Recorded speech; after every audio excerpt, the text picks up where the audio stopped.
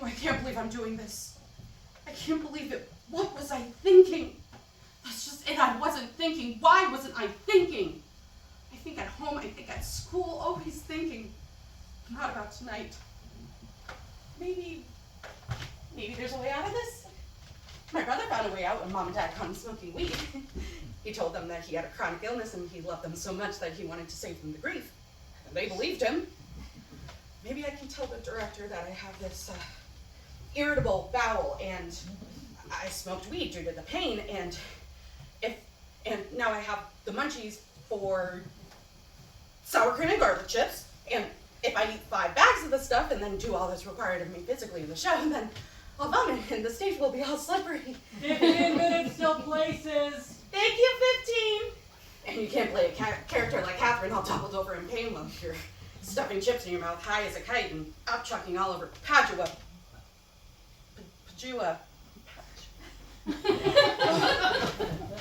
But then I'll feel guilty about the show being canceled, and everyone will know what I did, and they'll all laugh behind my back in the hallway, and no one will want to be with me. I'll have to be homeschooled.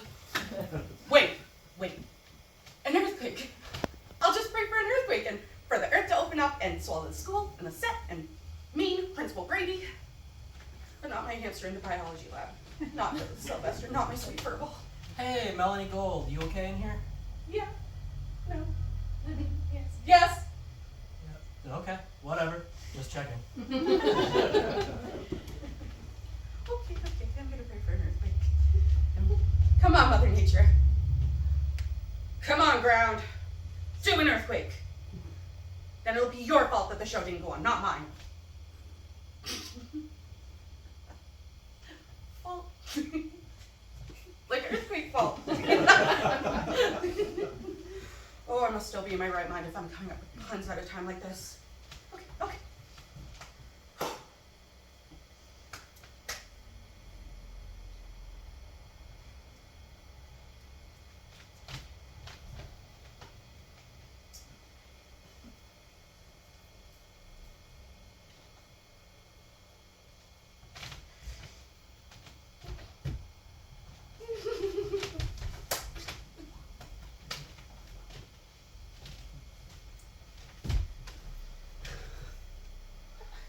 Now, what is this at my feet?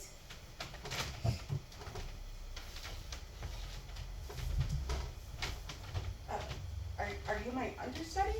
Understudy? Young lady, I'm not under anyone or anything. Never forget that. Now, why were you praying, pray tell? You wouldn't understand. Stupid.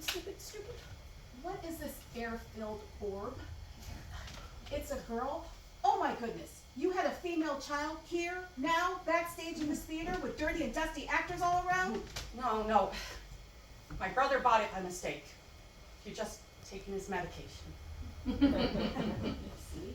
Well, at least it wasn't a male offspring. You look much more joyous in this photo than you do now. Ah, you're playing me. That's why we're dressed alike. Just dandy. Well, I hope you're playing me with the proper amount of disdain and foreboding and bad temper. And those are my good points. Wait, you're Catherine, the real flesh and blood Catherine from Taming of the Shrew? Yes? And yes? But how is that possible? Don't ask such questions. We do theater. Everything is make-believe, even real life. Wish my life were make-believe. Wish were a dream that I'd be waking up from and I wouldn't have to worry about costume changes, lines, or the audience. Oh, just thinking about all those people out there, my parents, my brother, grandma and grandpa, all taking pictures of me in this miserable show. Miserable show? This miserable show, as you call it, is a masterpiece. It's one of the few people understand. It won't be with me in it. Then why did you try out for it in the first place if you weren't going to see it through? I'm embarrassed to tell you. Out with it. Speak. Kyle Thomas. Kyle. Oh, Lord. You tried out because of a measly boy? I loved him. He meant the world to me. And when I heard he got the part of Petruchio and they were still looking for a Kate, I figured it was meant to be. I went in and we read a scene together. It was magical. It was like the whole world slipped away and it was just him and I. But then something happened. 10 minutes. Thank you, 10. You okay, Gold? And who is this jaded buzzard? And who are you? Did you sign in? Harriet, this is Catherine from the 1500s. Catherine, this is Harriet. He's our stage manager and also the school janitor. Harriet. An odd name for such a hairy beast. You got a problem with it? No, but I'm sure you do.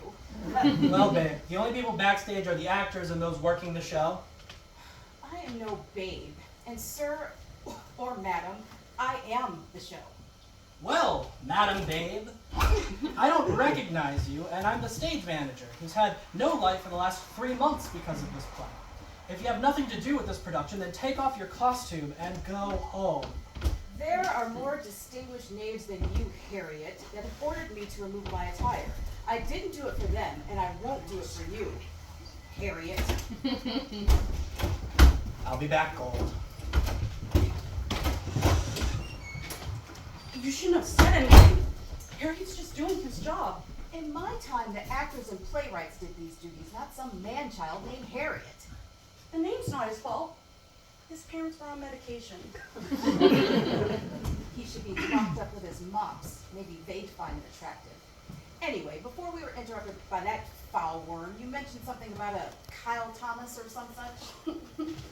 Oh, not again with brine from thine eyes.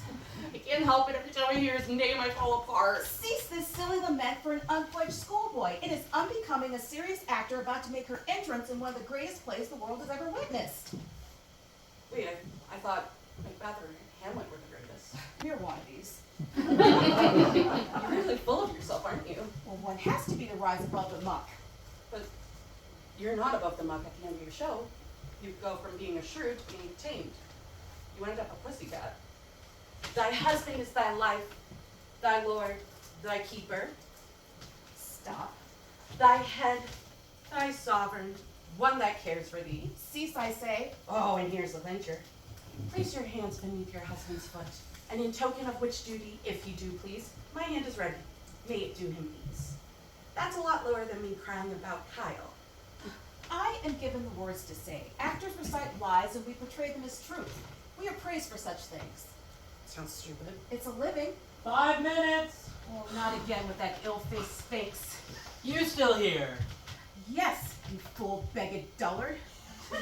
I'm still here and will continue to be here till the walls of this theater crumble and this nasty dust spread atop your monument so neither dormouse nor lizard will be able to read your despicable name, Harriet, on the stone beneath which you rest. I'm still here till time sheds the skin on your bones and it crawls on its own fortitude to wrap itself around your meaty throat and strangles as you sputter and stutter even in death. I will be here with a grin on my face and in my heart as I replay your suffering and ignorance again and again, from tyranny from my own tempestuous hands, hearing your shrill shrieking screams echoing from the gates of hell.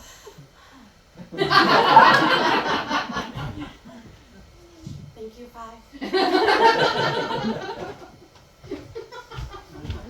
So, Kyle Thomas, go on. Kyle, my love everlasting, my soul, my life. My God.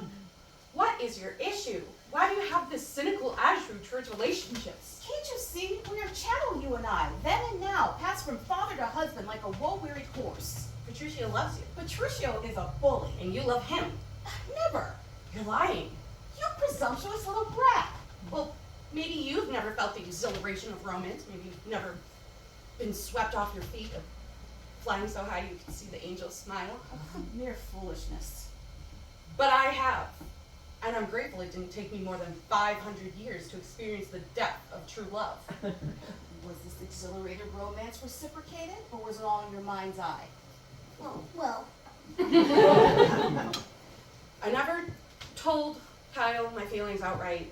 I was going to tell him on opening night, tonight, but during tech week I knew we were going to rehearse our kiss scene for the first time. Oh, wait. Kissing scene? There's no kissing in this play. The director made some changes. You just saw the road to our kiss me gate. Pray to Brackus and Estrella. Why do Americans have to have kissing scenes and happy endings and screw everything up? Anyways, I wanted to smell good for for our kiss scene. And so I sprayed on some of my mom's expensive perfume, and Kyle got close to me. Then he started to itch. I didn't know he was allergic to it. He broke out into hives and had to drop out of the show. Proving once again that love is rash. I was on some really strong medication, different from the type that my brother's on. I see. They replaced him with some skinny kid, Sheldon Zimmerman. He's got bad breath, oily hair, and pimples all over his face. Sounds delightful. I can't do this, Catherine. I can't go out there. I tried out because of Kyle, and now he's gone, and I have to kiss Sheldon for the entire world. I wouldn't call a few clay-brained prepubescents, a blunt-witted director, and a marijuana-fueled brother the entire world. More like a microcosm of American society. Remember when you said you'd do anything for me? I never said that. Take my role. You know the lines. And if there's anyone that knows this character, it's you. No! I will not kiss Sheldon. There's no kissing in Shakespeare. Well, there is, but I just wanted to play off that Tom Hanks line. I'll make sure the director doesn't notice. And I certainly will not recite that hideous monologue of mine at the end. I will not submit to Petruchio. And place your hand beneath your husband's foot. Indeed, the only thing my hand will be doing will be flipping him the finger.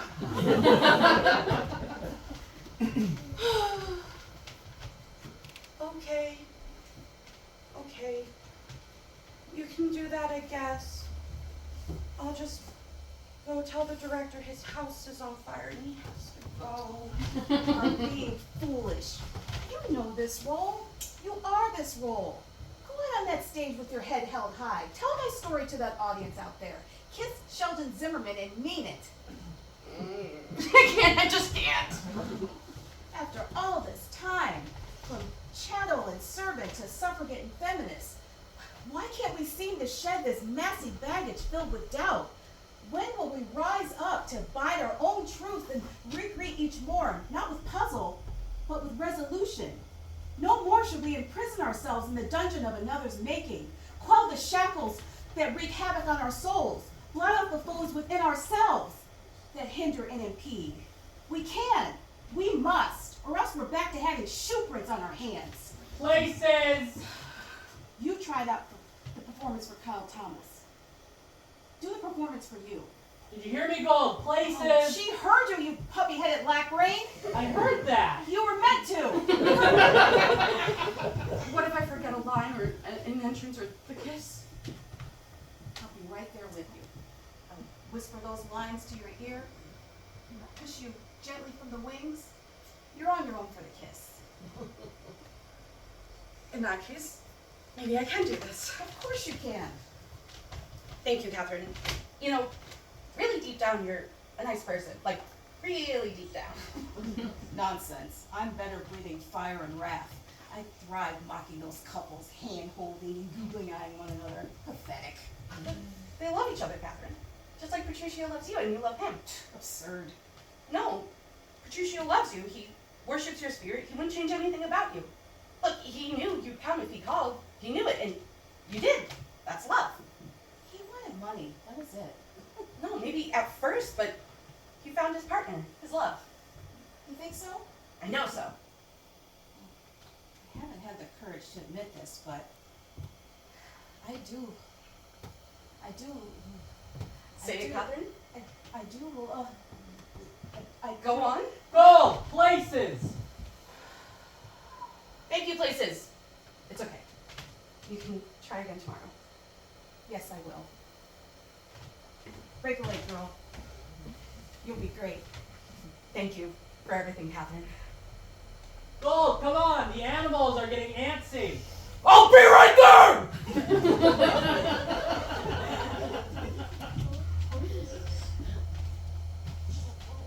That Sheldon Zimmerman is one lucky guy.